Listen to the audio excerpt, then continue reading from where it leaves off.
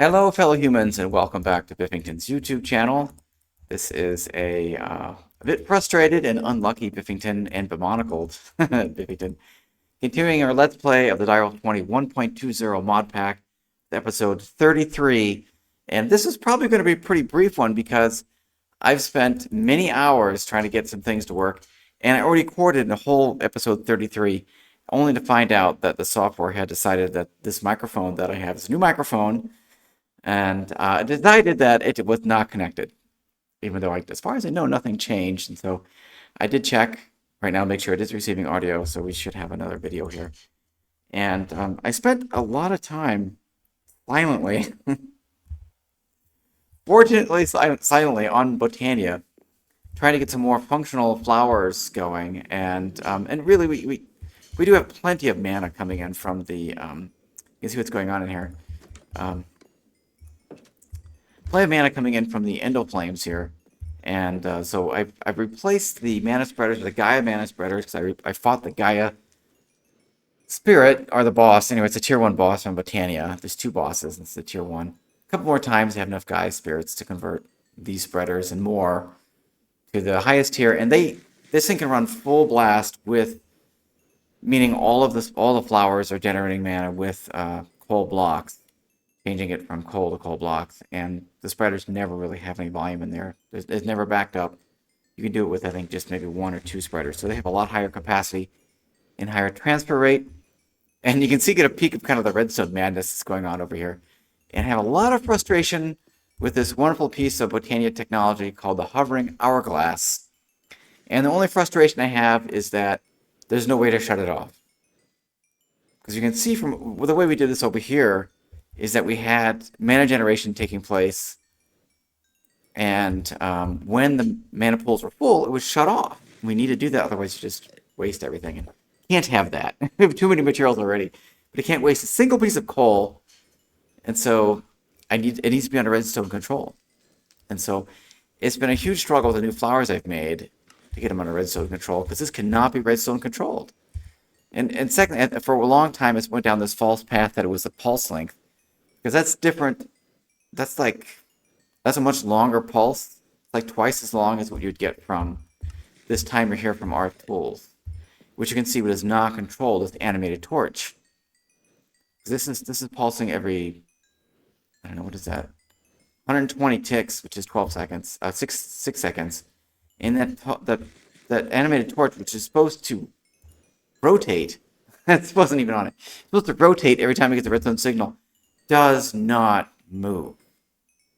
Just have it pulse one more time. It does not move. And it's a lot of pain. And so it doesn't work that way. And so I had to give up on that whole avenue.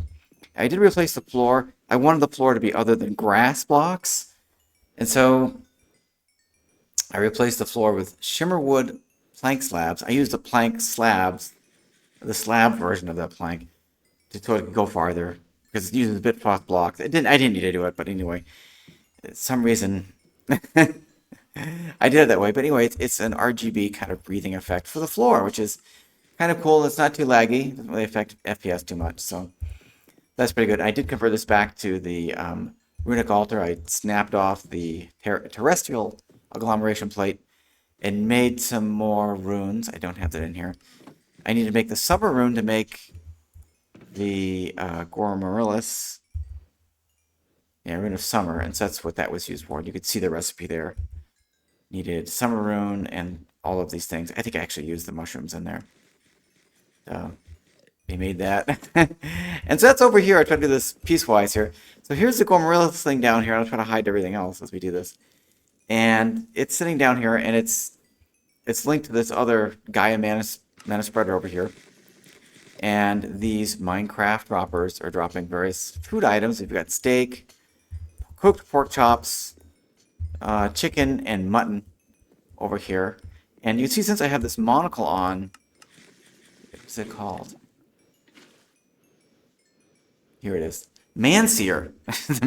Mana Seer monocle, which is gives me that nice the monocle look there. I get that monocle on there. It's pretty. It's very spiffy. There you go, spiffy. Spiffy Bifington. And so this has got various droppers. And so this animated torch is whenever it points at a dropper, it drops a piece of the food, which the Gourmaryllis eats. And of course, all these things are being, the droppers are all being fed by the refined storage system I've gotten here by a wireless network. And then to control the animated torch, I'm actually using an activator module. Once again, module router saves the day. It's one of those things that always seems to do what you needed to do, but then you look at it and it won't do all the things you needed to do, but it does the things you needed to do. And I know that makes sense to people out there who've worked with them. And I've got a timer on this, so it's dropping. It's going to rotate it every 300 ticks, which is every 15 seconds. And that's more than enough for it to fully digest. Steak or pork chops are the most. It goes by the amount of saturation. I actually can't remember if it's meat shanks or saturation, but anyway, the steak and the pork chops are the same, with the chicken and the mutton being less. So it's all to the highest one, and it's like 5 seconds, so it's like 3 times as much as we need. And this is under this. I have this button checked over here for this timer from RF Tools, and if it's got a redstone signal over here, it will stop. And so over here we've got the good old analog over here, subtracting 14. So when this tank right here is full, I've got 2 of these tanks, by the way, now. And when this gets a full redstone signal like that, it outputs a signal of 1. And that's all it needs to shut everything off. And that's shut off. And we'll get to the rest, which is shut off in a minute. But anyway, the key thing here is this is shut off. So we can get this out of here and go back to a comparator. You can look at my inventory to see the crap I've been through. It's been a lot. So the way this isn't even the right thing, is it? This is the pulse extender. We just need a comparator, really. We just need a comparator. Does it go like this? Yeah. Okay. So when that's 15, it outputs a signal of 15. This subtracts 14. It will give it an output. It'll give it a signal of 1. Right now it's 0 because it's less. This is only about a third full. This one is full. I put 2 more in here, just so that we could play with more flowers, because the darn Endoflames are going to fill the thing up before I could do anything else. And all that noodling time, which you're glad to miss. Anyway, so there's 4 of these things in here now, because why not? And I made another pool, so that this could fire at it, and this can fire at it. And you're gonna need a lot of these pools. Actually, as it turns out, if you wanna run this runic altar and have it fill up pretty fast, you need to have a lot of mana transfer, and so you need at least 2 or 3 pools. And then for the enchanting, you might need more. I don't know. You're probably gonna need more. Unless you're gonna increase the capacity, the flux of the sparks. Let's see. Corpus Spark, Master Corpus Spark. Now I think it's an inventory system within Botania and Redstone system. I don't think that's... Maybe this Tinkerer would allow you to do things. That's interesting, isn't it? Maybe it allowed me to increase the capacity of my sparks. Okay, so that's the Gourmaryllis over here. It's got a timer. It's got redstone control. We can shut it off. Everything's being fed in here. All the foods are being fed in here. The cooking of the foods are automated. We have a lot of raw food here from the Ars Nouveau Drigme farm. Remember that? It has a pulse extender. I did try that. It's a really nice piece of kit here from Creative. It's just fantastic.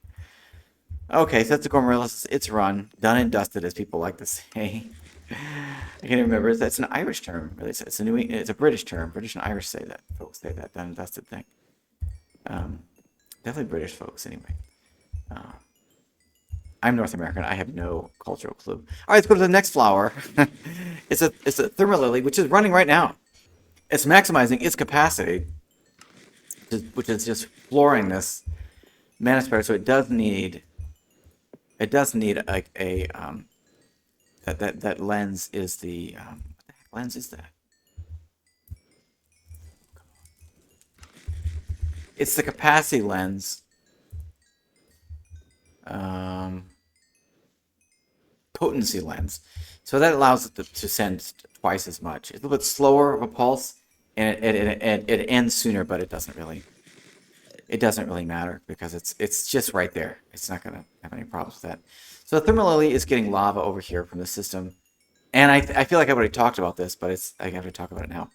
Anyway, so once a Thermalily has eaten lava, it goes into a cool down phase, obviously. You can see the particle effects coming up. It's cooling down. And this comparator puts out a redstone signal proportional to how long it's going to be cooling down. It's 20 seconds per redstone power. And so you could set up a timer proportional to the redstone signal it gets. And I have an inkling of how to do that, but I don't really know how to do that. It's kind of building inside my brain, but I don't really know. And my brain hasn't told me what that is yet. So maybe if you know how to do that, you can tell me in the comments. That'd be really handy. Anyway, so this is just for my curiosity to see what that is. Basically, the longest time can go is 5 minutes. And so basically, I set up a timer over here to 5 minutes. It's 5 minutes is 300 seconds. This is based on ticks, so it's 3,000 ticks. And so I gave it an extra second in there just to make sure we don't miss that by some kind of handle, some kind of mismatch in timing. Because if you put lava down, it will eat it, and then it will go back to the cooldown it had before. So do another 5 minutes, and so you just never get anything going. Saying that makes me want to add more. Maybe we should make that in there. Make it 60. 3 extra seconds. There's 3 extra seconds on you, which is nothing, right? So that will reset. The timer will reset to that time once it cools down again. And so we're coming up pretty rapidly to another drop here. And you can see right now this is all out of mana. And there it did it. You do not see the lava. That fooled me for a long time. It eats the lava so quickly, you do not see it. And now with the bore lens over there, it does not show, almost doesn't really show any mana in here at all. It's transferring so fast that even the Cya mana spreader has almost no capacity on there. It never stores any on there. You saw before, without the lens, it was maxed out. And it was like backing up onto the flower. Now with this lens, you don't even see it. So when I put the lens on there, I spun my wheels for a long time there and says, where is the lava? And you're lucky not to hear any of the things I said probably anyway. So how is this system working? This is a glitch I talked about during my first playthrough when I played through this mod pack. First time wasn't really a full playthrough, but it was pretty close. Anyway, it was mid-game or something. So this little glitch system uses the supplementaries faucet and jar. And this faucet is taking the liquid out of this block and pumping into the jar, which it never quite can finish. So in here is a modular router in its buffer holding a lava bucket. That's all it does. There's nothing else in here but a lava bucket, and this faucet detects that lava bucket and tries to empty it into this jar. And this modular router is just filling up the tank below it. Okay, that's all it's doing, is filling up the tank below it. And so it takes an empty bucket and right-clicks the front with the empty bucket, picks up a bucket of lava from the jar, and then the other activator clicks down a lava bucket into this tank here. And so this tank and this modular router aren't even necessary to the system. I just want to eventually have some storage of lava. I don't know why. It's going to be used in Pneumaticraft. Actually, the lava will be used in Pneumaticraft. So we'll need some lava. And so over here, this modular router is actually taking lava out of this tank and placing it down there. So with an empty bucket, it clicks the back to get a bucket of lava. That bucket of lava is then clicked down. And it's on the pulse mode. So in pulse mode, once it gets a redstone signal, it executes all its modules, as far as I understand it. If you put it on, waiting for a redstone signal, it runs as long as it's got the signal, which is quite short. Then you have to use a pulse extender, which is another block out here, and this is going to be sticking out. So pulse mode is how that works. You can manually click it with this button. You can just see the hell I went through, and I've got I lit a fire down here. The lava, one time, this Thermalily was not ready to eat, and so the lava just poured over and killed it. I had to make another one. And so that's why it's sitting the way it is. And it got these anchors, cable anchors from, this device is offline, from Applied Energistics that hold the lava in place, which looks very nice, but as you can see, the Thermalily drinks it instantly. So it's never really there. But sometimes it's not going to be. Sometimes we've got a redstone signal here. We've got a redstone signal here of 8. And so that's 160 seconds So a little over a minute and a half. No, what, 2.5 minutes. A little over 2.5 minutes. So if you had a timer on the proportional, you could really tailor this, or you just set a timer up for 5 minutes and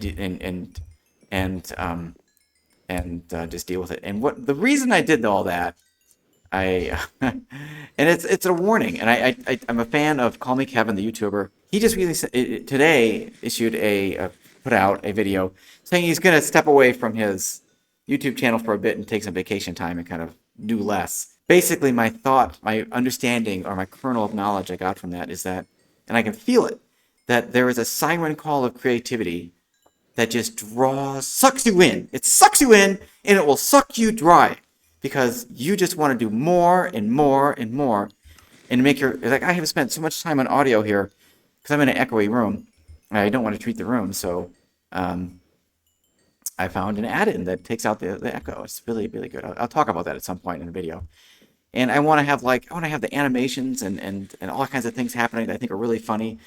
It just sucks you dry. And Minecraft is not like that. It could be, but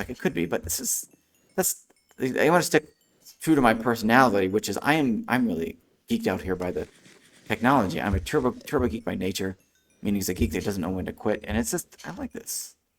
I'm curious about that. I want to focus on that. And I would like to not spend so much time on thumbnails. I've spent days on a thumbnail for a video that got like 10 or 7 views. And it taught me a lesson that thumbnails need to be simple. And really, it's the personality and the voice that matter. So, and the length of the video. The editor will probably cut all this out. Anyway, so there we go. There's my tirade on creativity, and it's a warning of creativity.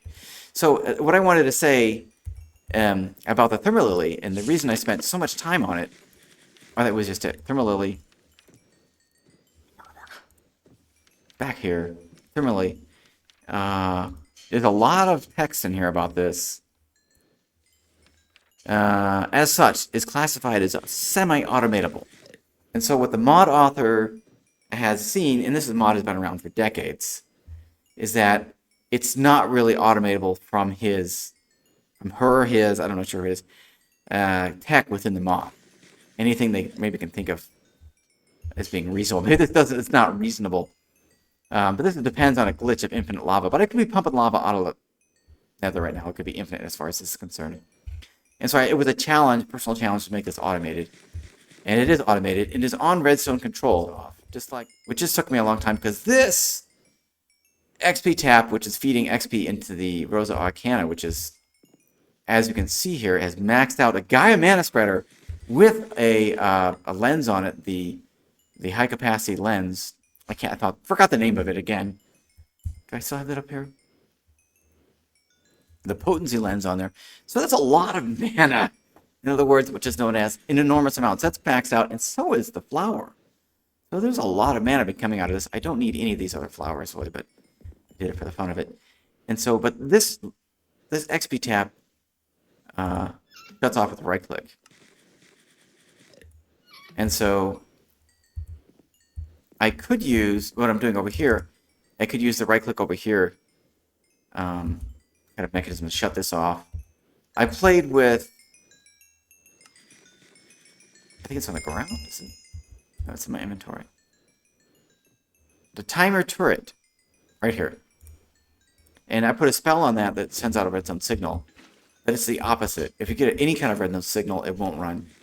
And I need something that will stop with any kind of redstone signal. So I couldn't figure that out. So what's happening here is that the withdrawal of XP from the experience obelisk is on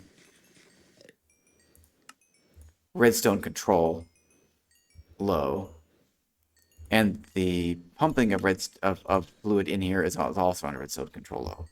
And so if you get a redstone signal, this will stop pumping in here. And as you can see, it never really has any capacity in there. As long as that's running, there's no capacity. And so I thought there would be like a 10, this holds like 30 gallons or something. Yeah, 30 gallons. And so I thought there'd be a 30-gallon waste, but it's like, yeah. No, this thing is taking as fast as it possibly can. And of course, this pool is never, is never full until the whole system's full, so it'll take whatever you can pump at it. So the whole system is like under redstone control with no limits of input. No limits. The only limits is the capacity of the Gaia spreaders, which are max. And you can't have more than one flower cannot be spread between more than one spreader. So it's one flower to one spreader. You can see this one is linked to that one over there.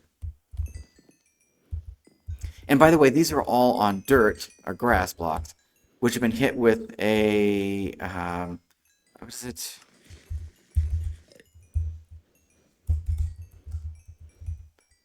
This overgrowth seed. Yeah, I got some of those from the some of those from you get those from dungeons. So, overgrowth seed. It doubles the speed of flowers at which they operate. And so this thing is actually sending out mana twice as fast as it typically does, and that's probably why everything here is max. So if you're wondering about that, these were all under overgrowth seeds, and so that's why that threw me off in the beginning, I think, because that time is really short. It's only like 5 seconds, and so it's that short because it's on overgrowth seed. And so there's, I've kind of maxed out those 3 flowers, and we could turn the system on as well. I just have to link this back over here and put the ender chest in here, kind of to really shut it off. And so there you go. And yeah, this is a lot of mana generation, and we're going to use some of it for enchanting. And okay, I'm going to bring the episode to a close here. It's a kind of a makeup episode after a lot of time spent noodling and lost episodes from no voice recording. And so thank you for watching. I appreciate your views and comments and anything else. And don't feel pressured to do anything else. And see you in the next one. Bye-bye.